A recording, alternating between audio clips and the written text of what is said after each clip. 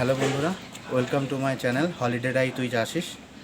এর আগে আমরা কেওনঝড় ঘুরে এসেছিলাম। এটা একটা শর্ট ট্রিপ হচ্ছে, খুবই শর্ট ট্রিপ। এটা যাবো হচ্ছে আমরা আটপুর।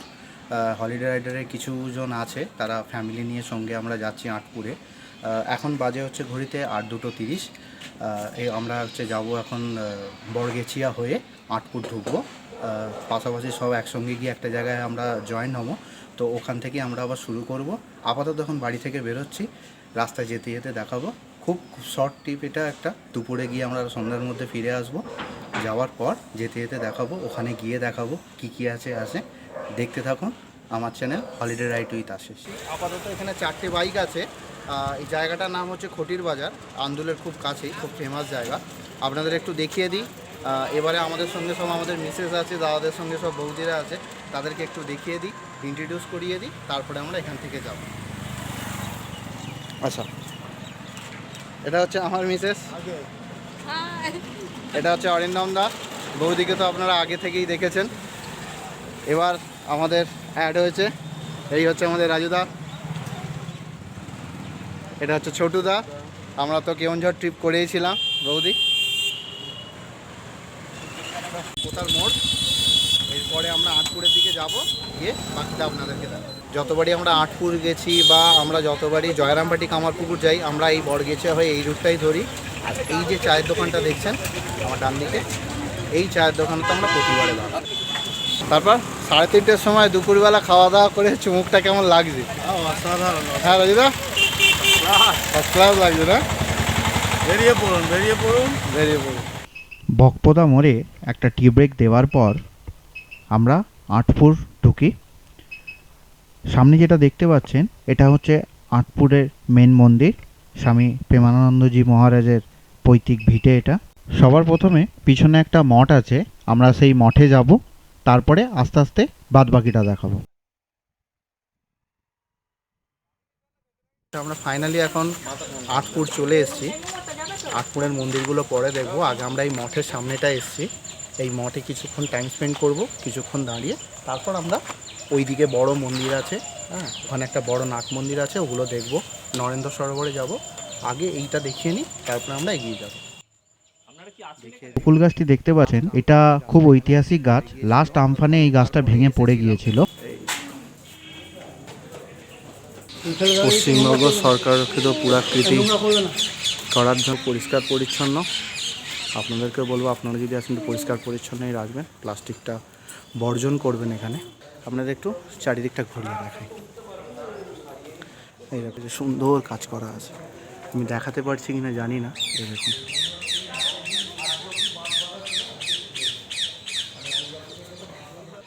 এই দেখুন কি সুন্দর বসে আছে, দেখুন এই দেখুন, দেখছেন?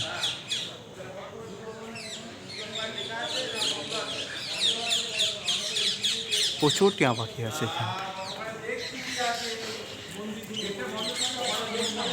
এই দেখুন খুব সুন্দর টেরাকোটার কাজ আছে, খুব সুন্দর টেরাকোটার কাজ। আপনারা আসতে পারেন মন্দিরটা, এখানে মন্দির এখন।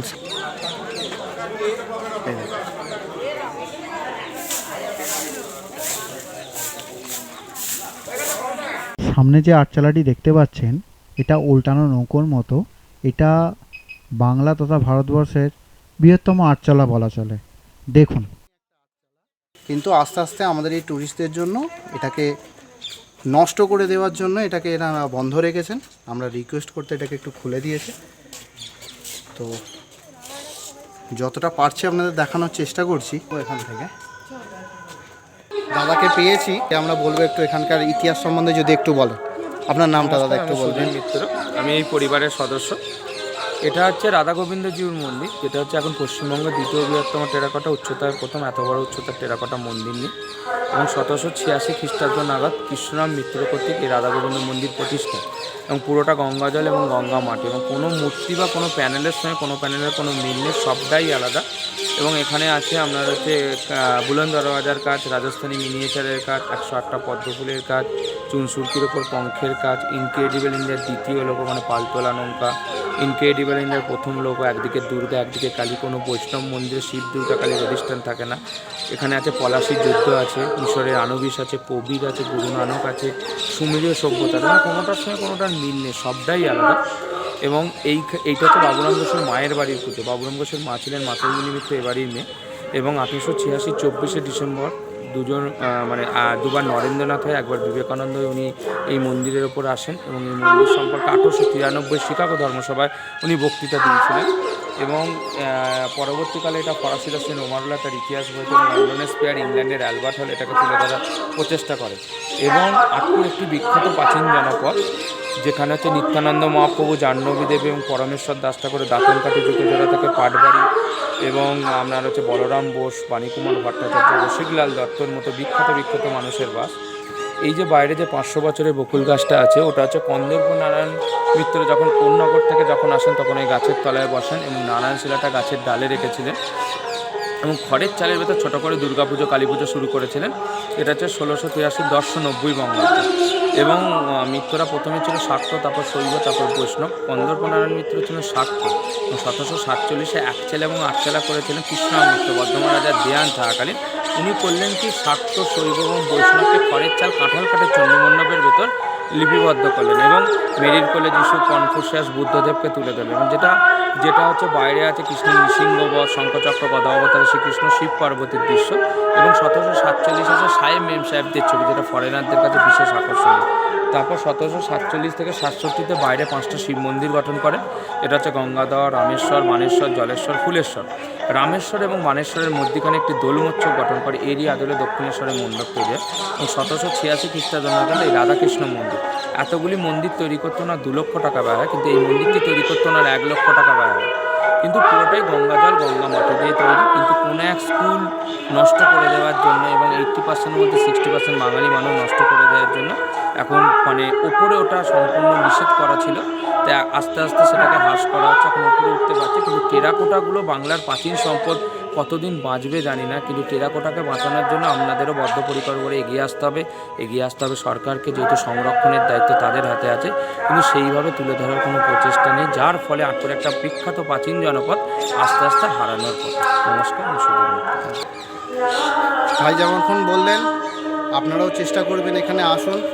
করব সবাইকে, প্রশাসনকে, যে এরকম একটা সুন্দর টেরাকোটাকে যদি বাঁচিয়ে রাখি, এটা আমাদের কাছে অনেক গর্বের বিষয় হবে। কারণ সারা বিশ্বের কাছে এটা একটা খুবই অন্যরকম জিনিস, যেটা আমাদের বাংলায় আছে, এত কাছাকাছি, কলকাতার এত কাছাকাছি আছে। আপনাদেরকে বলবো, আপনারা প্লিজ এটাকে দেখুন, চেষ্টা করবেন যাতে এটাকে আরও ভালোভাবে, আরও সুন্দরভাবে রাখার জন্য। আচ্ছা, আমরা ওখানে নাট মন্দিরের ওখানে ছিলাম। এখন আমরা এই যে দেখছেন আটপুরের, এটা হচ্ছে মেন, এই পিছনে যেটা দেখাতে পাচ্ছি। এখন আমরা যাচ্ছি হচ্ছে নরেন্দ্র সরোবর। এখানে স্বামীজি এসে স্নান করেছিলেন এই সরোবরটাতে। তো আমরা সেই সরোবরটাতে এখন যাচ্ছি। আপনাকে ক্যামেরাটা ঘুরিয়ে দেখাই, ওই সরোবরটায় যাব, পুরোটা এক্সপ্লোর করে আপনাদেরকে দেখাবো, বাদ বাকি একটা করে দেখাবো আপনাদের। চলুন দেখা যাক।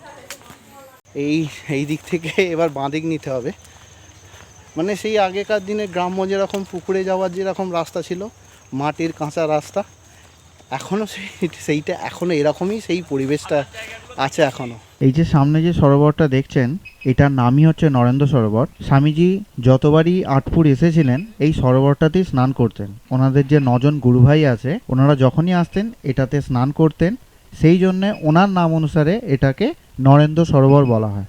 দেখুন নরেন্দ্র সরোবরটা। রাজদা, নরেন্দ্র সরোবরে বসে আছো, কিন্তু ইতিহাস জায়গায় আমার এত ভালো লাগে, আমি অন্তত এখানে 7-8 বার চলে এলাম সবাই মিলে। খুব সুন্দর জায়গা, একদম গ্রাম। যেই নরেন্দ্র সরোবরে বিবেকানন্দ এবং ওনারা গুরুভাই এখানে স্নান করে এখানে দীক্ষা নিয়েছিলেন, এবং রামকৃষ্ণদেব এবং সারদামাও এখানে এসেছিলেন। খুব সুন্দর জায়গা, একদম মন ভরে যাবে। এখন মিশনের থাকার ব্যবস্থা হয়ে গেছে, শান্তি ভবন করে দিয়েছে, খাওয়া দাওয়া আছে, প্রসাদ পাওয়া যায় এখানে দুপুরবেলায়। চলে আসবেন সব দলবেঁধে। এটা হচ্ছে স্বামী প্রেমানন্দ মহারাজের পৈতৃক বাসগৃহ ও ধ্বনি মণ্ডপ। ধ্বনি মণ্ডপের একটা খুব ভালো ইতিহাস আছে। সেটা হলো, আগে আপনাদের দেখিয়ে দিই। দেখুন, এটা হচ্ছে দুর্গা মণ্ডপ। এটা হচ্ছে দুর্গা মণ্ডপ, এইটা হচ্ছে ধনী মণ্ডপ। দেখুন, এই ধনী মণ্ডপটা আপনাদেরকে একটু দেখিয়ে দিই।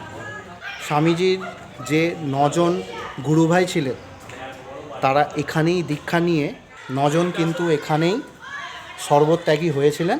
তারপর ওনাদের রাস্তা চলা শুরু হয়েছিল। দেখিয়ে দিই আপনাদের আরেকবার।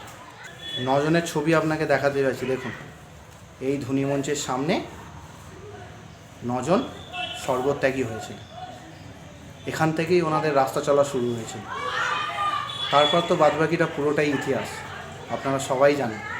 প্রতিটা আপামর বাঙালির মনের মধ্যে ওনারা গেঁথে আছেন। এটাকে নিয়ে আমরা তো একটা গর্ববোধ করি।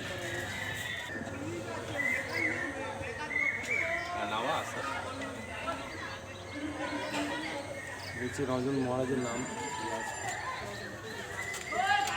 এখানে ওনাদের পুরো স্মৃতিচারণ বা জীবন কথাটা একটা ছোট্ট শিলার মধ্যে বা ফলকের মধ্যে লেখা আছে।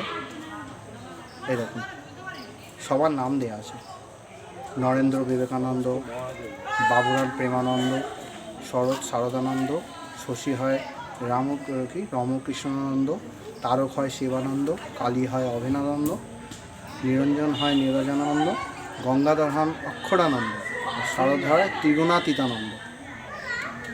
এই ফলকের মধ্যে ওনাদের এই ধনী মঞ্চের যে ইতিহাস, 9 জনের যে ইতিহাস, এইটা তার মধ্যে ধরা আছে। সত্যি এটা অপূর্ব জায়গা, অপূর্ব। মানে আমাদের হয়তো কতটা বলছি জানি না, এখানে এলে এই যে আবেগ, এই আবেগ আমরা মুখে বা ভাষাতে প্রকাশ করা যায় না।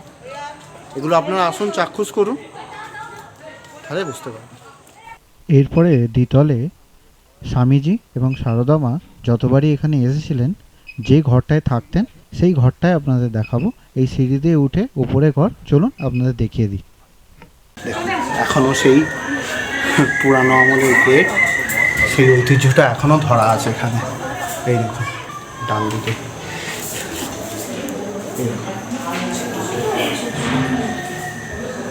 এই ঘরেতে স্বামীজি থাকতেন। এই দেখুন, কাঠের সুন্দর একটা ঘর আছে।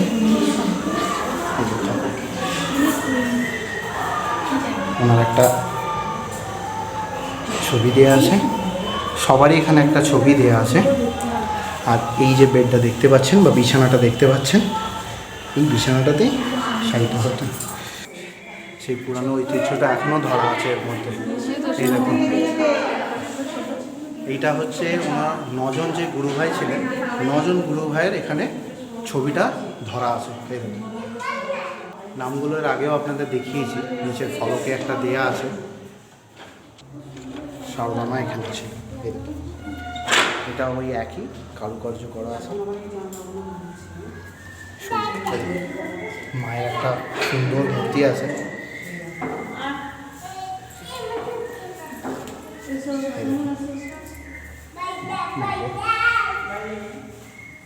এখানে এলে সেই পুরানো আমেজটা এখনো পর্যন্ত পাবে, অপূর্ব। আটপুর আসার জন্য অনেক কমিউনিকেশান আছে বা অনেক রকমভাবে যাওয়া যায়।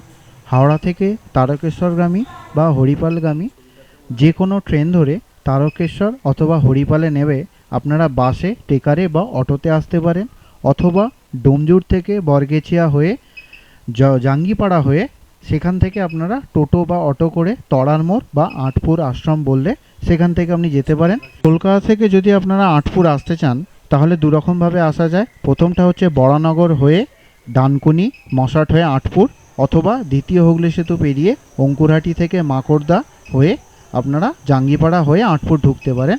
কলকাতা থেকে আটপুরের ডিস্টেন্স হচ্ছে 54 কিলোমিটার এবং আন্দুল থেকে আটপুরের ডিস্টেন্স হচ্ছে 34 কিলোমিটার। ফিরতে না চাইলে ফিরতে তো হবেই। অনেক কিছু জানা অজানা কথা নিয়ে আটপুরের ব্লগটা এখানেই শেষ করলাম। হয়তো আবার কখনো আটপুর হয়তো আবার আসবো, আবার দেখব, পুরানো স্মৃতিচারণা করব, পুরানো দিনটাকে মনের মধ্যে নেওয়ার চেষ্টা করব। সব কিছু নিয়েই আজকের ব্লগটা শেষ করলাম। আপনারা সকলে সুস্থ থাকবেন, ভালো থাকবেন। আর ব্লগটা যদি ভালো লাগে লাইক সাবস্ক্রাইব করে দেবেন। ধন্যবাদ।